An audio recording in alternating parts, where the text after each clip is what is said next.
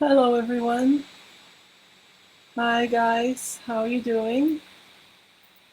I hope you're doing great. I'm Monique Rebelle, the author of Transcendence Calling, the Power of Kundalini Rising and Spiritual Enlightenment. And I'm here today to share with you some of my insights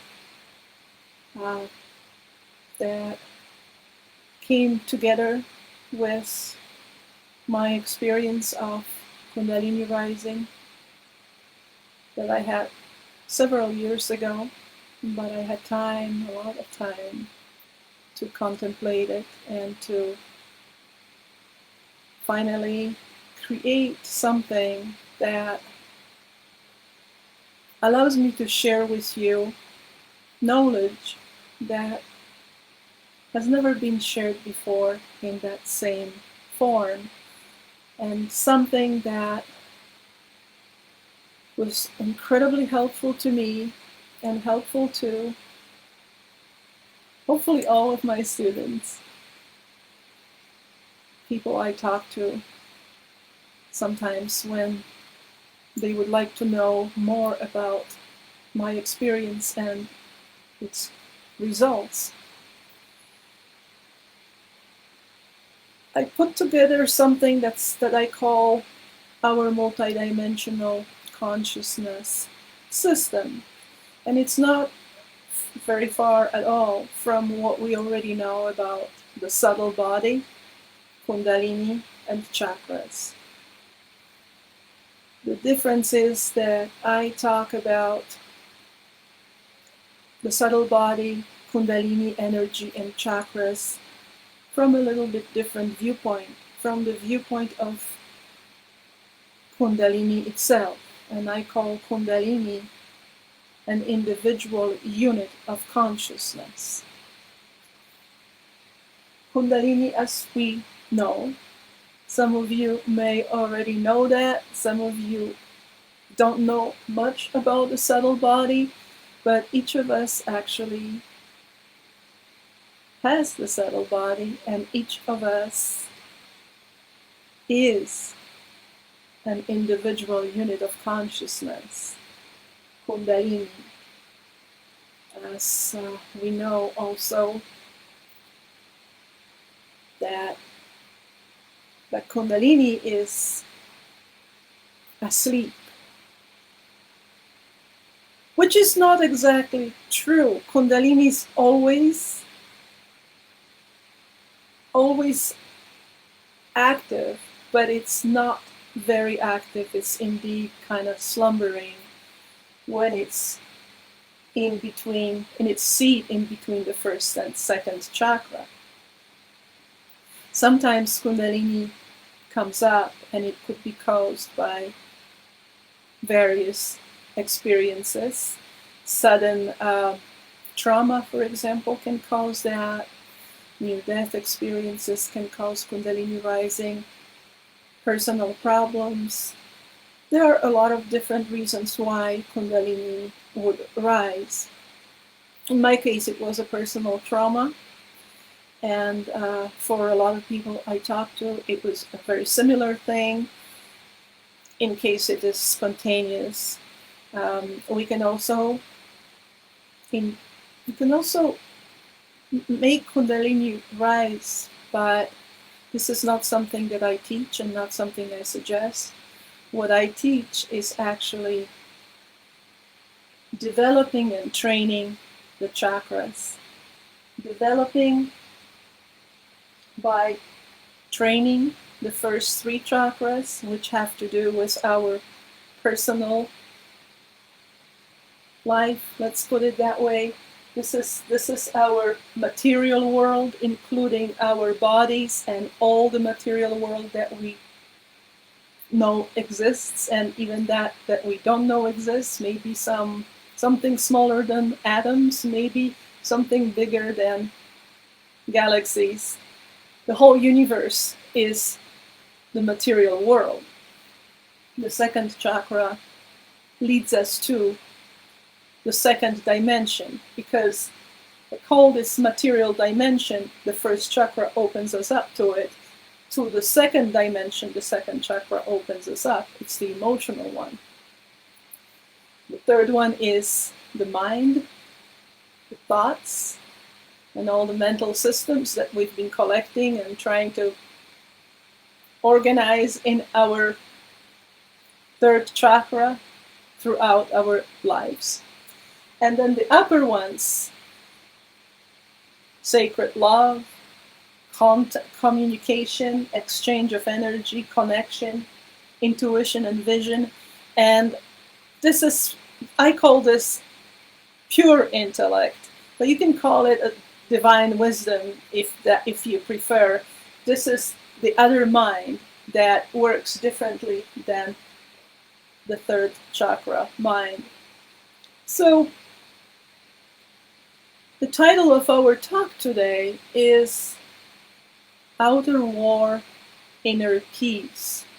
And as some of you may already guess, this title came about when I realized that what's happening in Ukraine right now is the war in Ukraine is something that we really need to talk about. Not that other wars are not worth to be talking about, but in my personal case, and I think in generally in the situation with a more civilized world, Western world, we haven't had that many instances of horror that now is happening in Ukraine. And I am Polish. I was born in Poland. I've lived in the United States for a very long time. I left Poland when I was 19, when it was a communist place that was ruled by oppressive Soviet system that's not very different to the Russian system right now. And I know how much of that terror, I feel how much of that terror is being experienced now in a beautiful country that Ukraine is. I also have family in Russia, close family. And of course have family in Poland, a very close family.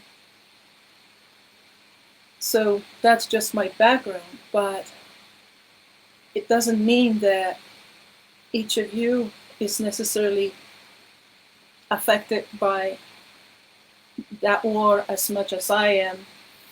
And it doesn't mean that even if you were in a similar situation as I am, similar background as I have, that you would be affected by it in the same way. Each of us is different how we approach something like that. But today, what I would like to start with is the way to deal with a war that could be a personal battle, that could be a problem in our instant environment, personal relationship battle, and then at the end, I would like to go back to the actual war that we may not necessarily be affected by personally, that may not touch us, may not endanger our lives. But what do we do about it then? how do we react? What's the best way to deal with it? That matter of war is something that Bhagavad Gita is talking about. The same problem. And I don't know to what degree it's resolved in that beautiful story, poem from, I believe, 1,000 years before BC, maybe not that old. Either way, quite ancient.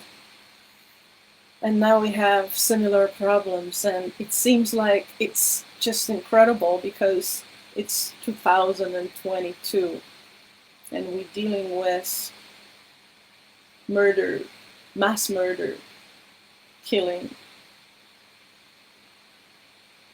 looting, raping, just like thousands of years ago. So where are we at? What's going on? Why is it like that? Aren't we evolved? Well, looking at this, if we know that this consciousness is something that consciousness is all that you know, all that you are. Everything that you know, you are that individual unit of consciousness. What you remember, what you imagine, what you think, what you project, what you feel, your physical state, your mental, emotional state, your imagination, your beliefs, everything. That's the Kundalini. And as you see, it's in between these two dimensions, material and emotional. And this is the mind, the third chakra. And that's where we mostly live our lives. And these three chakras are connected. That energy is fused. We feel cold.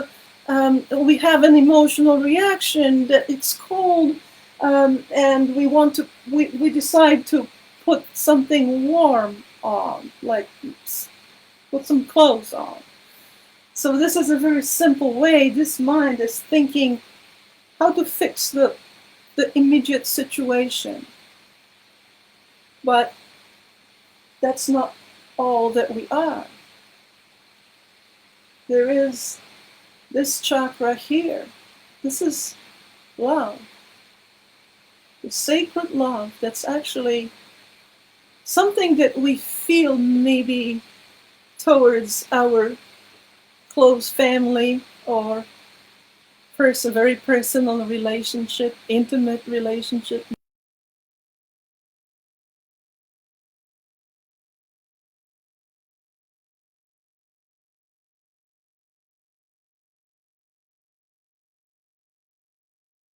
Always there. It's a dimension of perception. It's ever present. And this love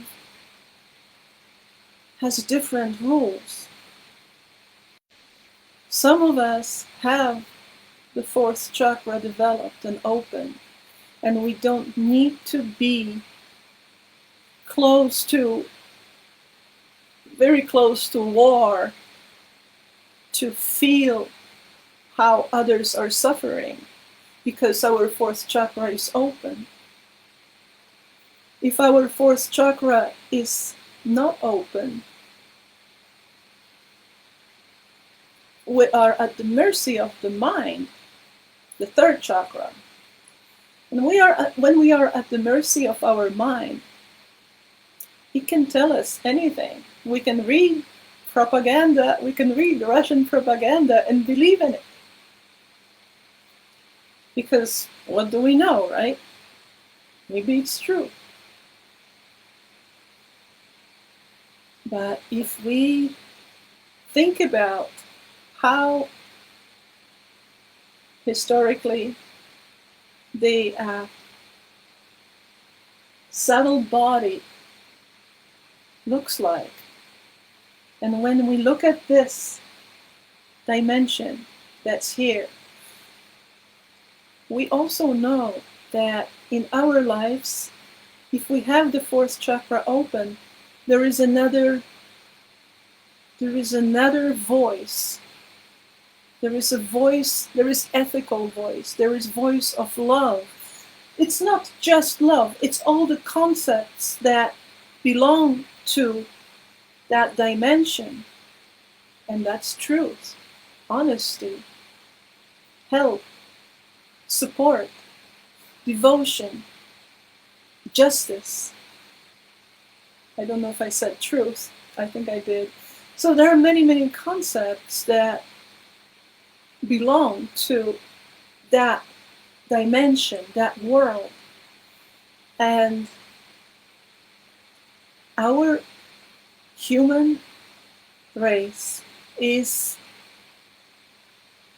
constantly being reminded of that dimension, because when we use that power, that magical power, the sacred power of love, lives change for better. This mind can lie because it's limited. It works only on certain kind of goal-oriented, linear thinking. And it's related, that thinking relates to time. And each mind can have a little bit different configuration of mental systems, while this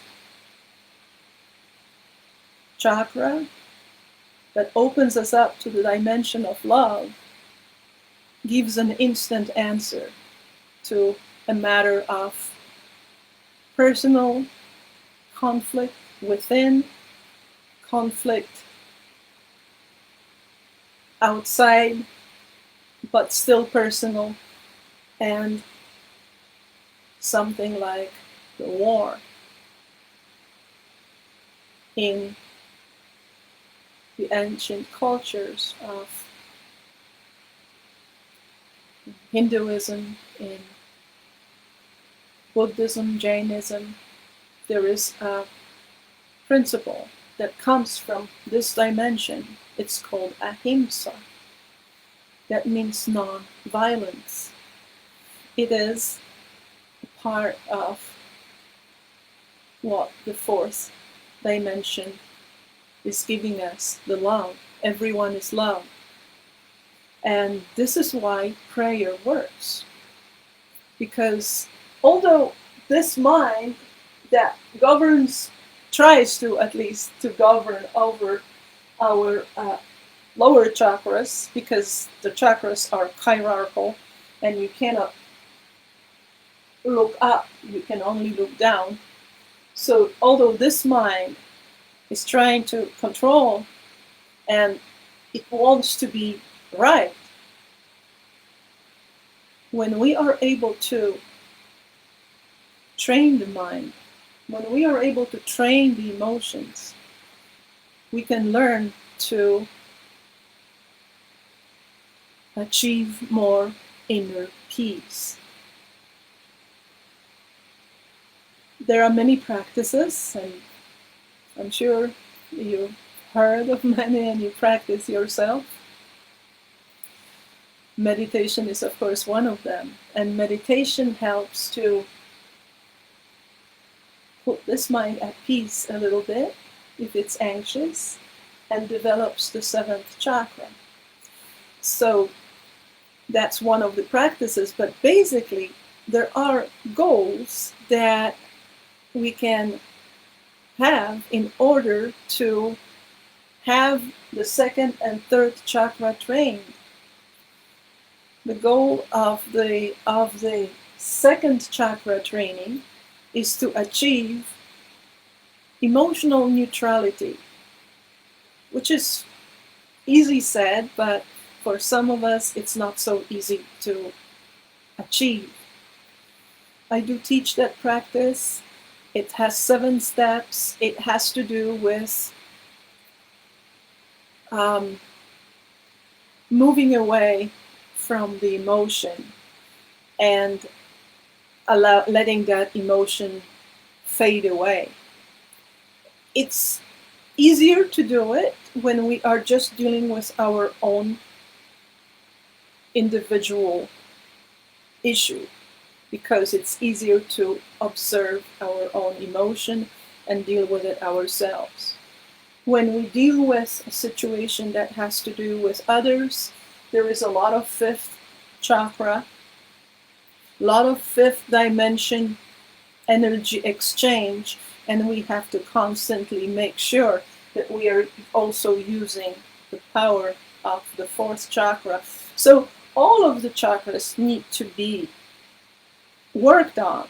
Practice is necessary to not only be able to emotionally release the negative emotions and allow Kundalini to move up, because this is what happens when we release that negative energy and bring what I call emptiness, neutral state with no emotions. Then Kundalini can move up. When we can focus the mind to the point of having just one thought, which can be done through meditation, but there is a little bit more needed than just meditation. There are practices that help mind to focus.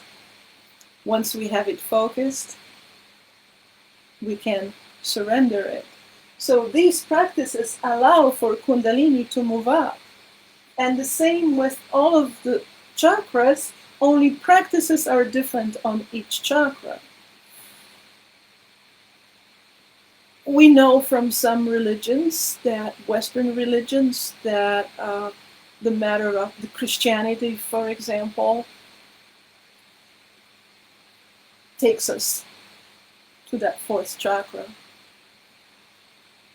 but does not really give us that individual access to it. We have to go through Jesus, right?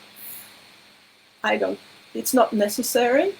The dimension is always there, and we can practice either with the help of other beings, with support of other beings, which would be from the fifth dimension. That's where connections are. That's where we can receive help and healing from others. But we can also, using the fourth dimension, 5th dimension, and 6th dimension of intuition and vision, we can really see the world and our lives in a much more profound and certain way. This mind brings a lot of doubts. It's judging only based on its own mental system. But the way we understand through the upper chakras is different. This dimension of mind has a subdimension of time. That's why it is so powerful. Other dimensions have no time. However, they bring certainty. Beliefs are a matter of 2nd and 3rd chakra. But certainty comes from the 6th chakra, where more esoteric systems are, where religions are created, and where soul self-realizes as Kundalini becomes consciously eternal. I will check if there are any questions here. I don't see. So many things here. Okay. I have some reactions. Okay, I don't have any. Okay. Julie, hello. Okay. Good. So personally, we can deal with our own issues through training second and third chakra and developing the upper chakras, because they're not always developed. Some of them are open, some of us, others are not, and without having them developed, Kundalini cannot go through and will get stuck. So, as you probably can see, working with our own self, our own issues, our own problem is the first thing. Without having that worked out to sufficient degree, it is very hard to deal with conflicts on the outside with others, because we react in a very we react without control. The mind gets into it and is trying to fight. Emotions get really strong, and sometimes it's hard to, they get overwhelming. It's hard to deal with conflicts. But if we can practice individually to gain that peace within, through mainly practicing on the second and third chakra, then it's easier to deal with conflicts around us. And what's very important, we have to always take under consideration the heart. The energy has to move through the heart. Our consciousness has to always be aware of the dimension of sacred love. Because this way we can treat others well. And it doesn't matter if others are wrong or right. It matters that we are able to control our own emotions to a sufficient degree, and that we are able to have a distance, a mental distance to the situation, an emotional and mental distance. It's not always easy, right, when you are individually, personally involved. But if we don't have the fourth chakra working with us, then we definitely are going to get into more of judgment, more of not necessarily good result of any kind of dealings between people.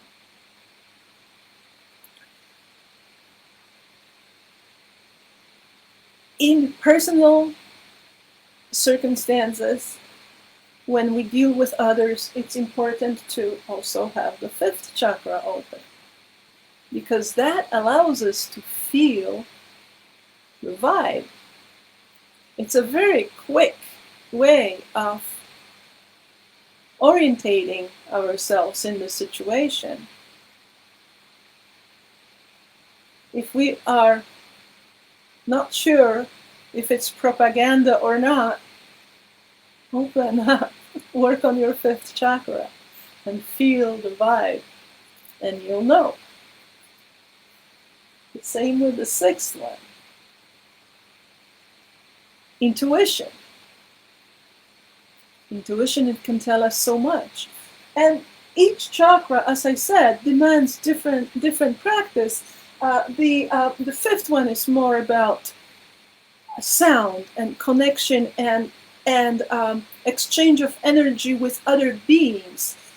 The sixth one is more about our ability to interpret a vision, concept, even concept, but not necessarily a simple concept that's from the third dimension, but something a little bit more deeper truths.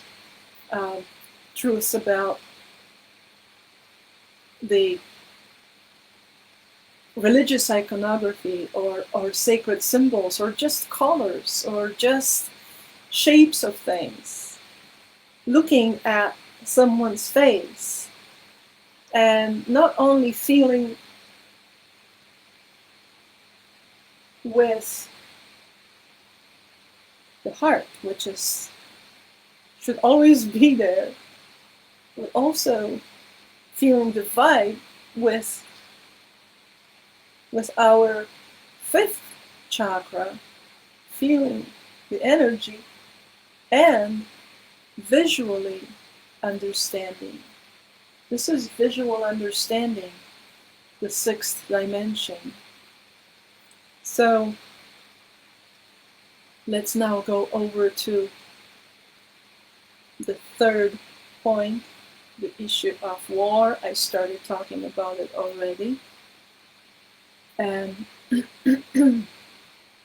what I just said about opening, developing the upper chakras and understanding their function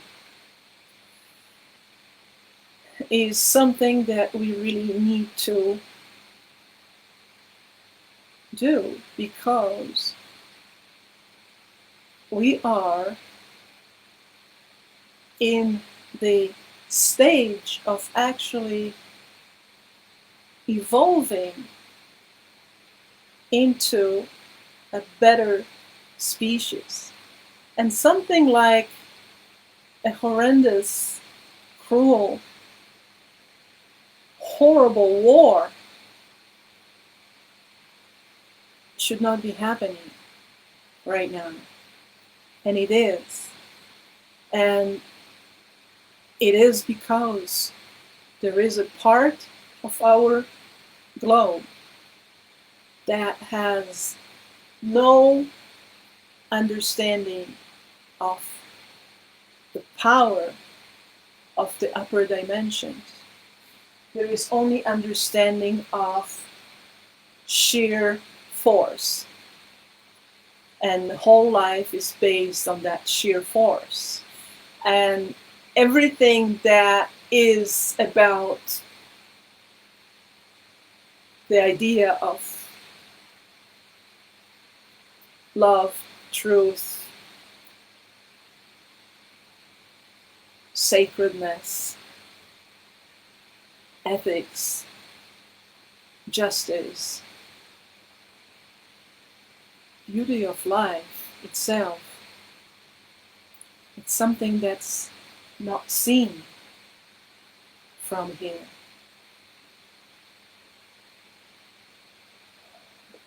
Because diplomacy is extremely important, and that's where after the Second World War, large part of the world understood the value of peace.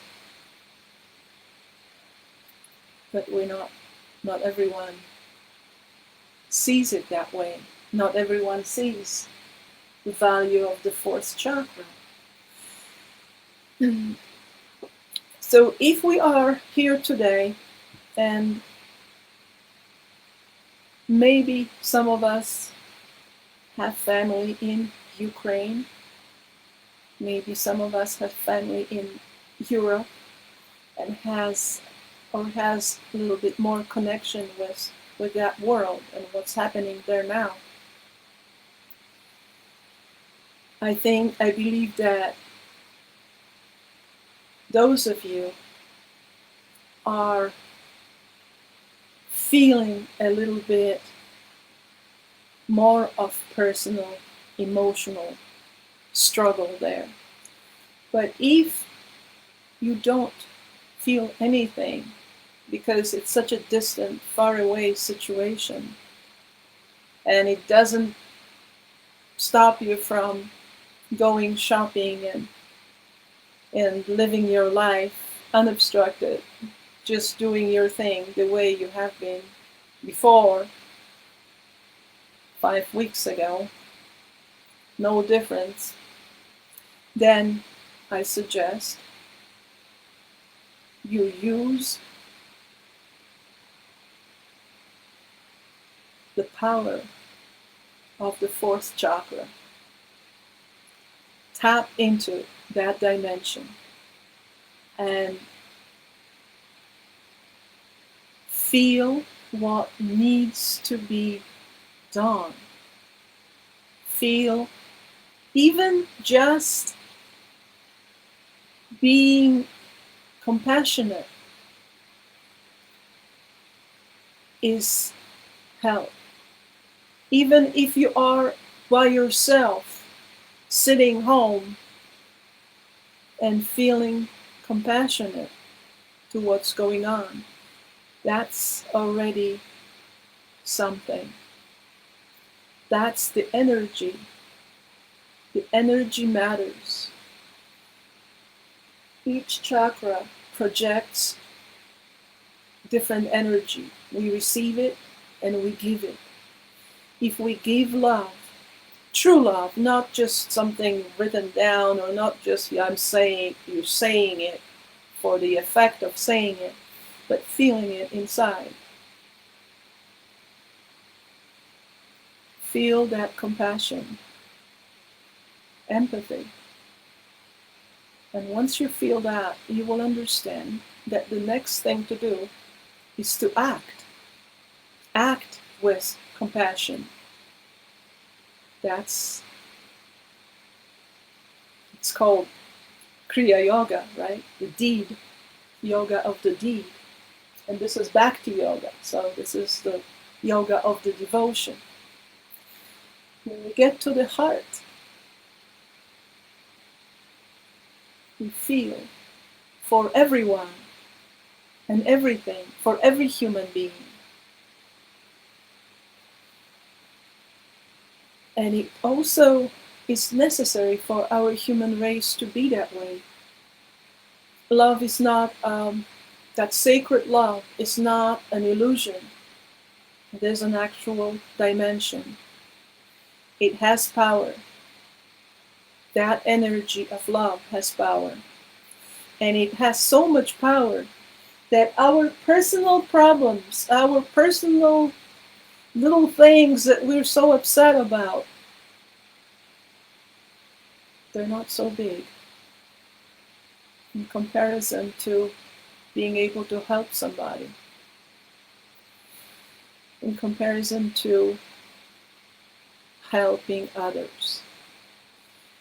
And it's not only Ahimsa, the non-violence, but also the fourth chakra is the respectful treatment of others, and if someone needs help, helping them.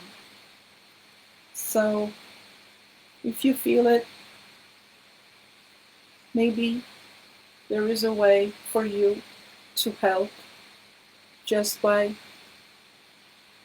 feeling compassion, then by acting somehow, by maybe donating. I've been trying to do that, I've been doing it, and I have a feeling that Ukraine will win because of this. To answer your question, Julie, the safety and security in the first chakra. The first chakra is a chakra that is very dependent on all of the other chakras. And by training and cultivating the upper chakras, we create the first chakra the most safe and secure as possible. Because the first dimension is the last manifestation of the spirit. The spirit our consciousness self-realizes at the top of the sixth chakra as an immortal soul, and then we comprehend that we have created our lives. You have created your existence in this lifetime. Your soul is your master. But once the soul unites with the spirit, with all there is, I don't want to say gain, we discover that we are creating our reality as at every moment, right now, we are creating it. So we have tremendous power to create. And that power is so immense that when we see the